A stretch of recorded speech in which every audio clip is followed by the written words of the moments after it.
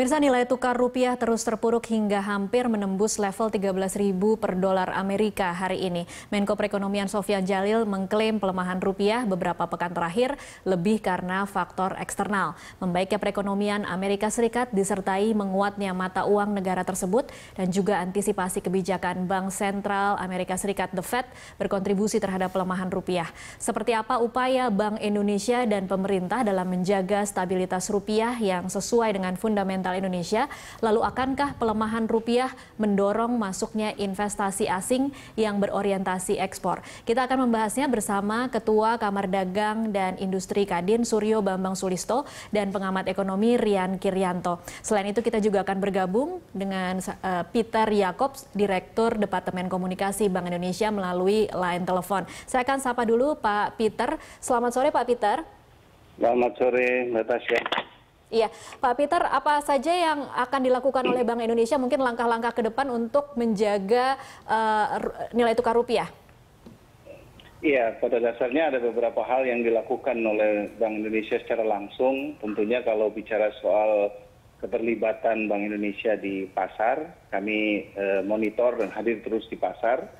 Dan kalau perlu atau tindakan-tindakan seperti intervensi, tentunya kami juga akan lakukan intervensi secara terukur.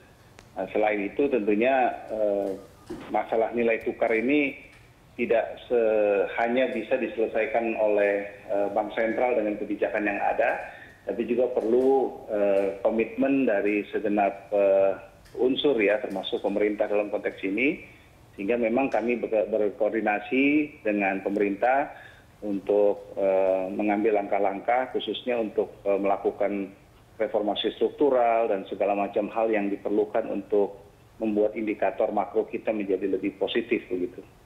Oke, dalam beberapa hari ke depan kira-kira prediksi BI akan seperti apa pergerakan rupiah, Pak Peter? Di pergerakan rupiah ke depan memang masih sangat tergantung dengan keputusan FOMC hari ini dan besok ya.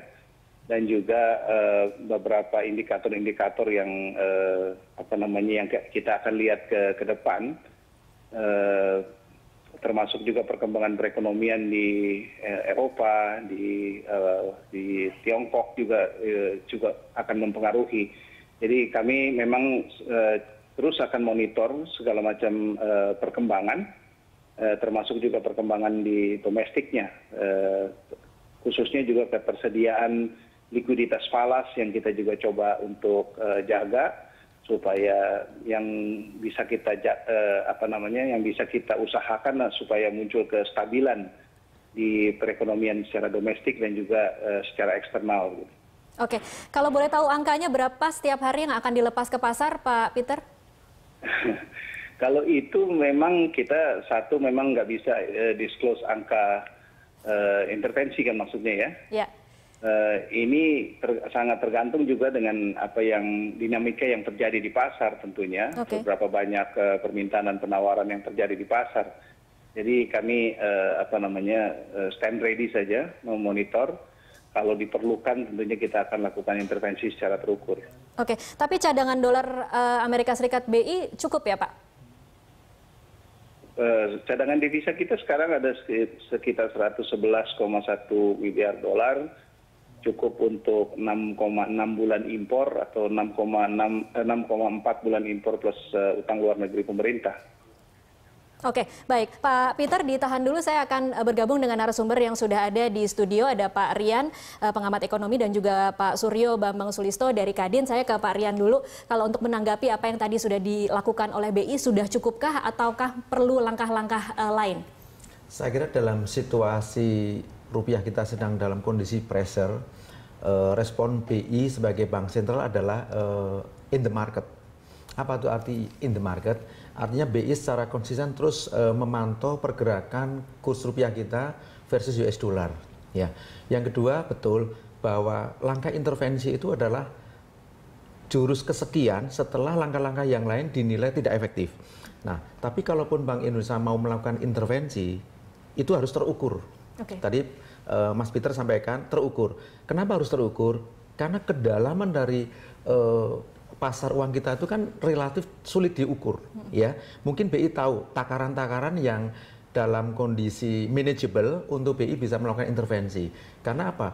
Kalau juga terlalu boros melakukan intervensi dalam konteks stabilisasi kurs rupiah, BI juga harus memikirkan posisi cadangan devisa kita yang beberapa waktu lalu sempat tergerus kurang lebih 600 juta dolar. Sementara untuk kita berharap dari proceed ekspor dalam bentuk devisa hasil ekspor yang nanti akan menambah pundi-pundi cadangan devisa kita relatif sulit. Jadi memang penghematan dari sisi foreign reserve itu penting untuk BI lakukan. Yang ketiga adalah saya kira betul, BI tidak bisa berjalan sendiri, bertindak sendiri dalam rangka menstabilisasi kurs rupiah kita. Siapa yang bisa membantu BI? Saya kira harus kolaborasi dengan pemerintah, ya, terutama Minister of Finance tentunya, ya. Bagaimana kolaborasi dua institusi ini bisa memberikan market confidence. Apa yang bisa dilakukan oleh Kementerian Keuangan? Nah, kalau dari BI sudah oke, dari pemerintah adalah tadi yang disampaikan, terus memberikan signal kepada pelaku pasar bahwa pemerintah do something. Tadi judul besarnya itu adalah reformasi struktural. Tapi itu kalau kita jabarkan itu banyak. Misalnya melanjutkan reformasi birokrasi, terutama birokrasi di kemudahan perizinan, ya. Sekarang menggunakan pelayanan satu atap misalnya, bagus. Kemudian kita combat to corruption misalnya. Kemudian pembangunan infrastruktur secara masif dan berkelanjutan. Yang keempat misalnya langkah serius untuk kita secara bertahap mengurangi ketergantungan kepada impor. Itu juga penting, kecuali impor minyak, ya. Itu memang sudah dari sananya kita nggak bisa mengalihkan subsidi minyak itu dengan yang lain.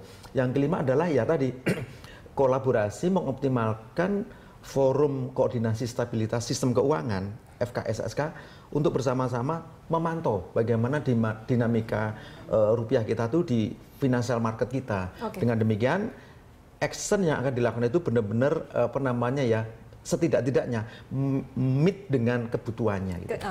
Kita tanyakan ke Pak Peter. Pak Peter, apakah saat ini sudah dilakukan koordinasi dengan Kementerian Keuangan seperti yang dikatakan oleh Pak Rian tadi? Oh iya, jadi memang saya sejalan dengan yang dikatakan Pak Rian tadi. Memang kita perlu koordinasi dan koordinasi itu sudah dilakukan.